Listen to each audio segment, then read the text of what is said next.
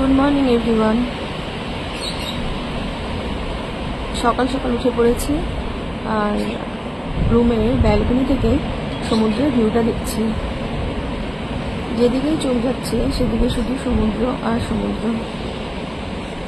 অসাধারণ লাগছে দেখতে।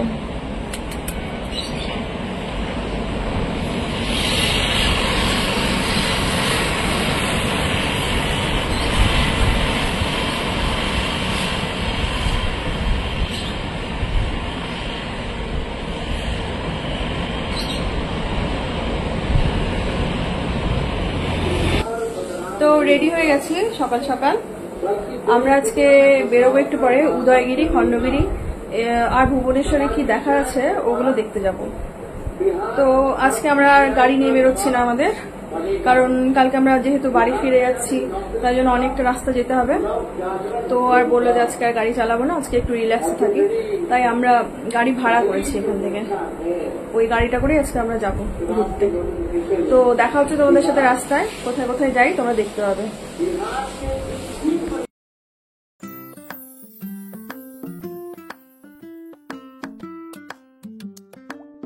এই যে মাহি রেডি হয়ে গেছে যাওয়ার জন্য। মাহি, কেমন লাগছে পুরীতে এসে? ভালো। কালকে যে বাড়ি ফিরে যাচ্ছি, মন খারাপ হবে না? আমরা এখন বেরিয়ে পড়েছি। এই গাড়িটা, এটাতে করে আজকে যাবো।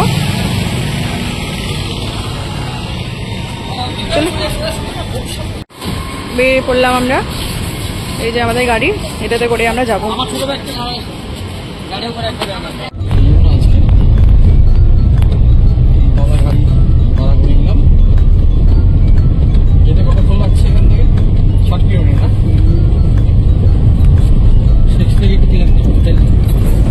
ধবলগিরি বুদ্ধ মন্দির, একদিকে হলো কেপস, একদিকে হলো জৈন মন্দির। আচ্ছা, পাশাপাশি।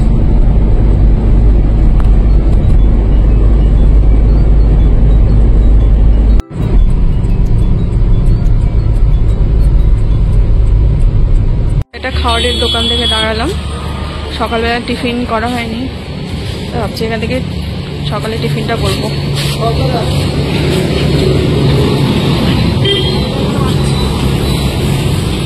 পোড়া না হলো, খেতে ভালোই ছানা পোড়া, এর আগে একদিন খেয়েছিলাম। এই যে পুরি নিয়ে নিলাম, পুরি, সবজি আর এই যে মিষ্টি, ভালোই লাগছে খেতে। ধবলগিরির কাছাকাছি আমরা চলে এসেছি। এখানে পার্সোনাল গাড়ি নিয়ে আসতে পারে, 40 টাকা করে এন্ট্রি ফি লাগে। আর যদি ওদেরও গাড়ি আছে সেটা ওখানে হচ্ছে ওটাতে করে আসা যায়। গাড়িটা ওখানে পার্কিং করে আমরা আবার এখানে অটো নিয়ে নিলাম। অটো করে বলছে যে এই 200-250 টাকা নেবে, 5টা স্পট দেখাবে। ধবলগিরি একটা স্পট, ধবলগিরি যাওয়ার পথে এটা দেখাবে। এটা হচ্ছে অশোক স্তম্ভ, এটা একটা স্পট। টোটাল 5টা স্পট দেখাবে আমাদেরকে, তার মধ্যে এটা একটা স্পট।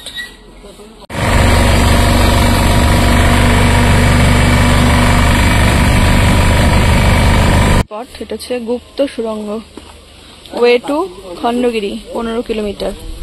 এই যেভাবে যদি সিঁড়ি দিয়ে নিচে নামতে হয়।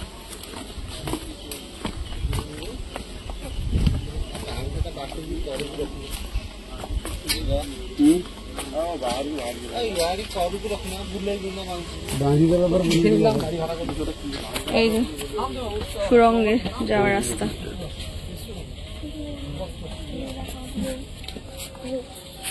আর এখান থেকে যেরকম ভিউ,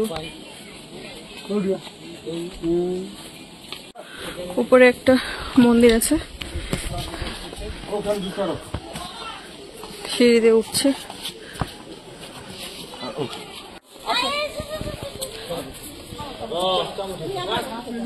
এই যে মন্দির,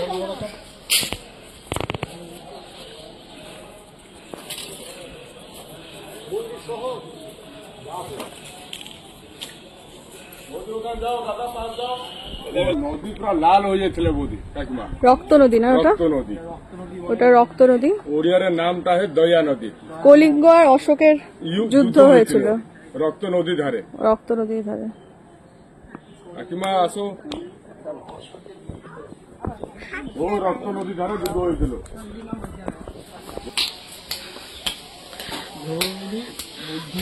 এটা হচ্ছে ধবলগিরির বুদ্ধ মন্দির।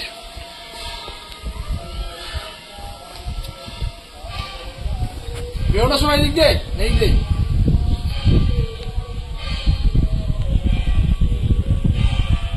ওখানে একটা বুদ্ধ মূর্তি আছে।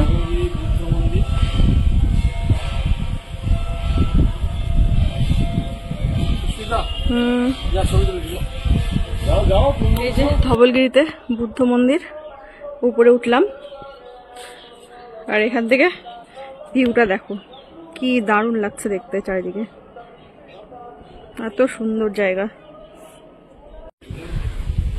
চারদিকে চারটা বুদ্ধের মূর্তি আছে, এক একটা এক এক রকম মানে অবস্থায়।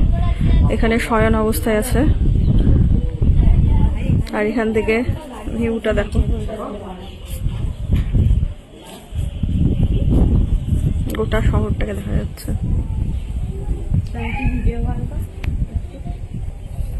যাচ্ছি আমরা ধবলগিরি থেকে অটোতে করে।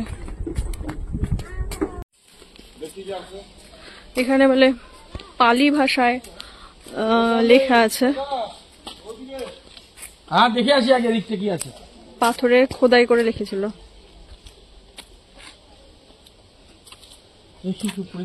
অশোক। উপরে যাওয়া যাবে না?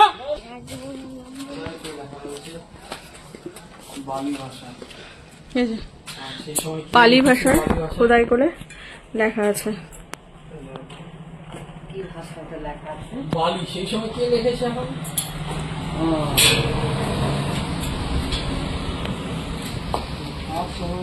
বলছে তো অশোকের সময়।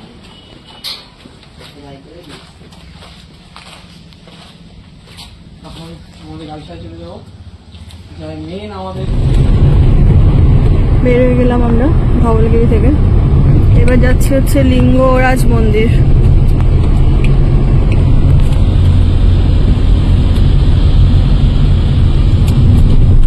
যাচ্ছি হচ্ছে লিঙ্গরাজ মন্দিরে, ওই সামনেই দেখা যাচ্ছে। ভিতরে মনে হয় ক্যামেরা অ্যালাউ নেই, কিন্তু যতটুকু পারবো ততটুকু দেখানোর চেষ্টা করবো। ওই যে ভিতরে যেটা দেখা যাচ্ছে ওটাই মন্দির। জানি না কতদূর অ্যালাউ করবে ক্যামেরা।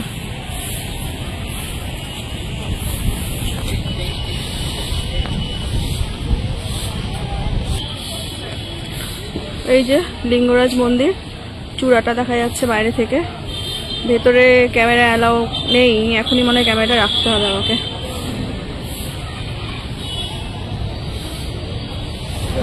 লিঙ্গরাজ মন্দির থেকে বেরিয়ে গেলাম আমরা। খুবই সুন্দর লাগলো দেখতে। কেউ যদি আসো পুরী ভুবনেশ্বর তাহলে এই মন্দিরে অবশ্যই এসো। ভিতরে কারুকার্য কাজ একদমই আলাদা, খুবই সুন্দর।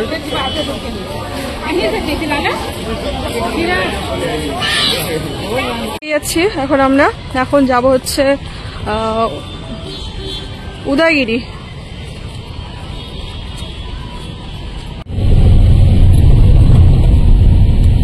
এই যে লিঙ্গরাজ মন্দির, পেছন দিক থেকে আমরা যাচ্ছিলাম, তো পেছন দিক থেকে এই ভিউটা দেখা যাচ্ছে। দেখো কি সুন্দর লাগছে দেখতে, অসাধারণ কাজ মন্দিরে। পৌঁছে গেছি। এটা কি খণ্ডগিরি না উদয়গিরি?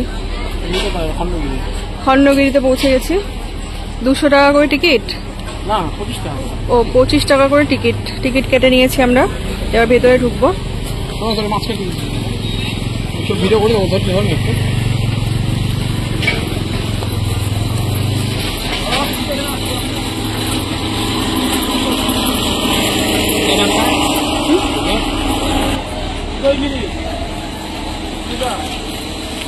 এটা উদয়গিরি।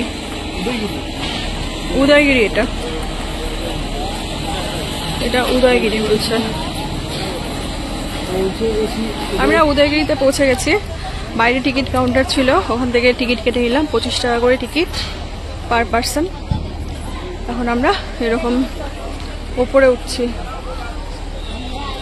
এই টিকিট কাউন্টার। এরকম রাস্তা খারাপ, সাইডে রেলিং ধরে ওঠার ব্যবস্থা আছে। এখান থেকে দেখা যাচ্ছে ওই যে ওটা সাদা রঙের, ওটা খণ্ডগিরি, একদম উদয়গিরি, তার উল্টো দিকেই খণ্ডগিরি। খেতে খেতে উপরে উঠছে। কেমন লাগছে উঠতে? কষ্ট হচ্ছে? ওর ঠাম্মিও উঠছে আস্তে আস্তে। এই যে উদয়গিরি কেভ, কেভের ভিতরে সবাই বসে বসে ছবি তুলছে।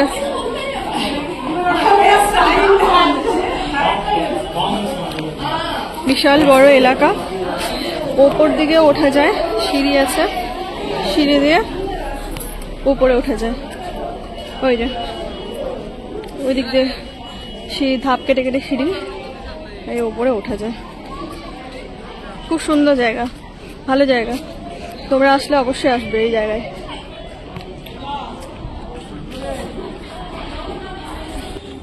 আমরা এখন উদয়গিরি থেকে বেরিয়ে যাচ্ছি, যে হচ্ছে খণ্ডগিরি, ওখানে যাব।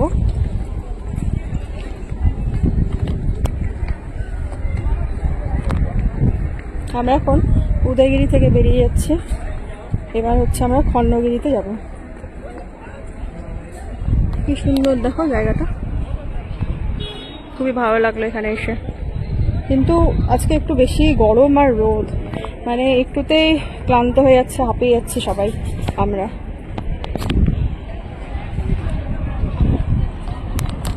উঠছি খণ্ডগিরিতে, যা বানর, আর এখন ভিডিও করা যাবে না এখানটা, উপরে উঠে ভিডিও করছি আবার। এখন উপরে উঠছি, উপরে হচ্ছে জৈন মন্দির আছে উপরে। এখান থেকে 15-20 মিনিট লাগবে উপরে উঠতে, বেশ অনেকটাই উঁচু। যাই দেখি আস্তে আস্তে কতক্ষণে পৌঁছাই। খাড়া সিঁড়ি, একদম উপরে উঠে দিতে হচ্ছে।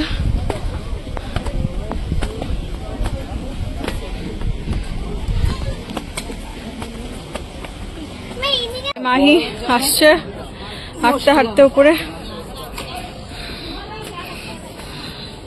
মন্দিরে পৌঁছালাম, এই যে মন্দির। পায়ে গরম লাগবে, কিন্তু পায়ে গরম লাগবে। এখান থেকে পুরো ভুবনেশ্বর শহরটা দেখা যাচ্ছে।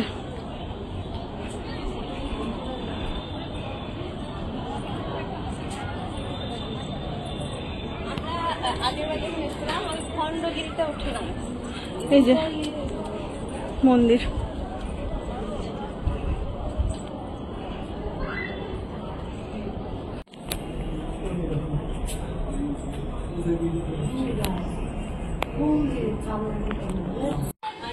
এই বুদ্ধ মন্দির থেকে বেরিয়ে যাব। বেরিয়ে নন্দনকানন যাওয়ার কথা ছিল, তো এত গরম আর এত রোদ যে মনে হয় না আর নন্দনকানন যাবো। এখন আমরা রুমে ফিরে যাবো হয়তো।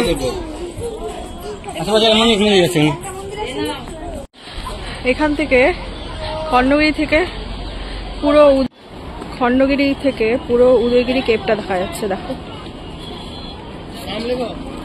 উদয়গিরির ঠিক উল্টো দিকে যে ছোট পাহাড়টা, ওর উপরে খণ্ডগিরি জৈন মন্দির। রেস্টুরেন্টে ঢুকলাম দুপুরবেলা লাঞ্চ করার জন্য। খেয়ে দিয়ে তারপরে আমরা আবার আমাদের লজের উদ্দেশ্যে বেরিয়ে যাব।